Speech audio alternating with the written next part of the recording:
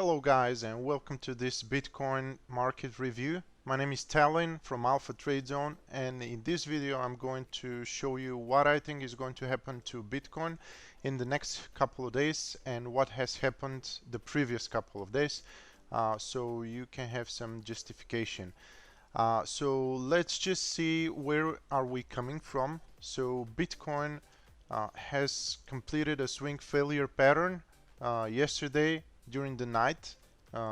Basically it violated this level over here at 6,540. It went through, took out the stop losses of the guys who had positioned their stops over here, and then immediately had a violent jump up above. So here are some key levels that I think are in play now and are taking part in the upcoming Bitcoin movement. So the first level is this red dotted line over here. That's the monthly volume weighted average price. You can turn it on from the chart, from the indicators over here on TradingView. So as long as we are trading above this level, above 6,900, there is high probability for the price to keep pushing up. And of course, as we all know, the price is pushed towards liquidity levels. It's moving from liquidity to liquidity levels. So where do we have the liquidity right now ahead of us? Since we had this pull over here to the downside already taken, now we have some liquidity pulls to the upside that with increased probability the Bitcoin price is going to take, because what has currently happened is that we have quite a lot of short positions that are trapped over here at this level, because those people, they couldn't escape from the shorts because of how violent the move was. So what I think is going to happen with very high probabilities for the price to keep pushing upwards, so that it takes that high over here and that swing high over here, which is the local top of the latest Bitcoin movement. That's at around 7,470. And there is yet another level. If there is enough momentum from the buyers, they should be challenging this zone right here at some in some days. This zone right here, from the wick of that candle, 8-hour candle, this is forming a supply zone. So since price is moving from demand into supply, there is quite a good probability that we may see price touching this zone over here, with high probability to even hit $7,800. So this is it for BTC. If you want to take some long positions and if you want to take advantage of this move, we should be narrowing down to a lower time frame. And where would it be a suitable place to take a long position when we narrow down the price to the 1-hour chart? What we currently have over here is a short-term range. How do we define ranges? We just draw a Fibonacci retracement from the beginning to the end of an impulsive move, in our case over here. So this is a local range that we're taking. And in this range we can easily see that the price is currently jumped off from the range EQ, which is the 0.5 Fibonacci retracement. And what is going to happen with increased probabilities for the price to hit the top of the range, which is 7,157. So if we are about to take a long position, of course we don't want to buy the top over here, but we want to buy the first possible demand zone on the chart. And we have a small demand zone right here at this candlestick over here.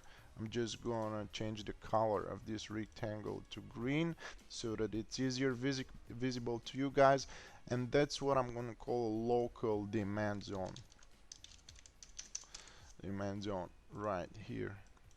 So that's a very nice place to take a long position over here. It's at around 7,050, because there is quite a good probability we may see a small dump of the price if it gets rejected here from the range top. So once you get there, I'll be certainly looking to take a long, but as of now I don't want to be the one buying the top, so I'm just flat at the moment, expecting a nice run of BTC to the recent highs.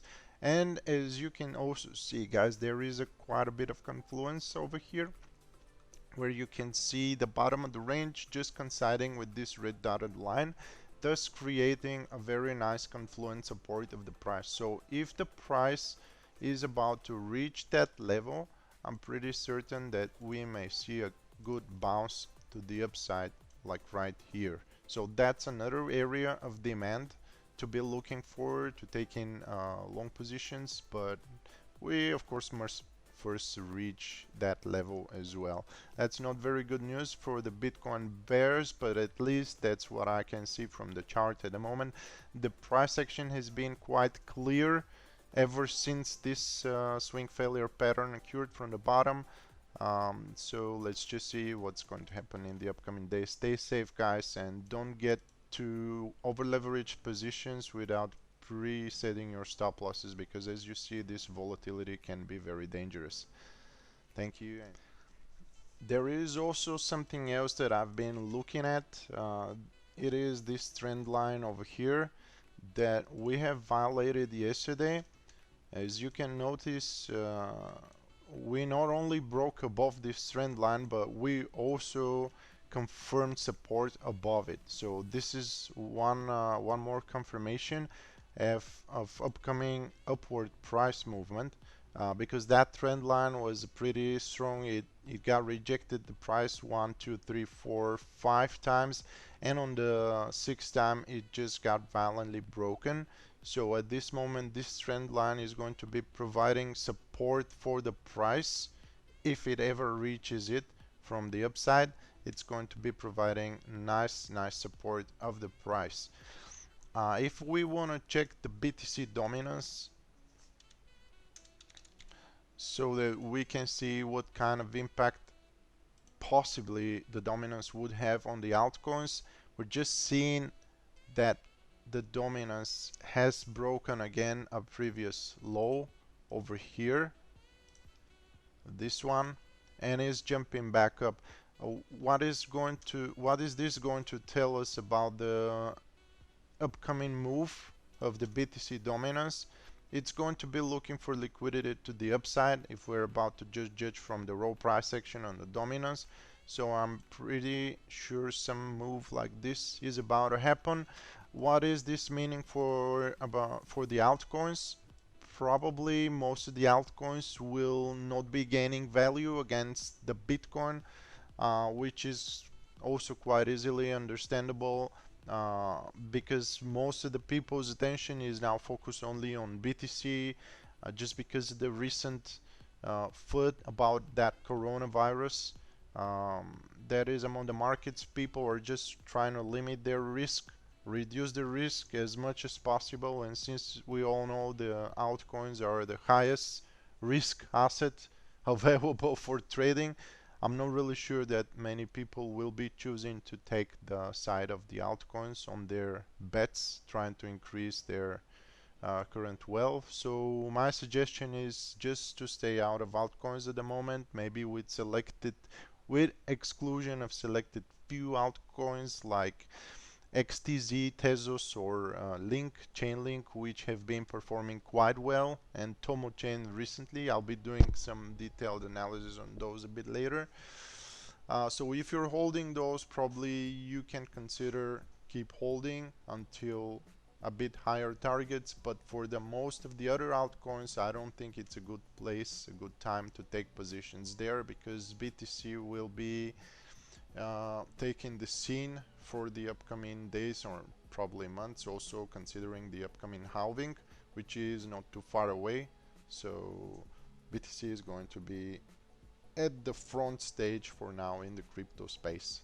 Stay safe, guys. Just to let you know, I'm trading on Bybit, so if you want to join me over here, it's been a pretty good experience so far. You may consider using the affiliate link from the description and join me over there. There's some pretty nice bonuses for everyone who takes advantage of that.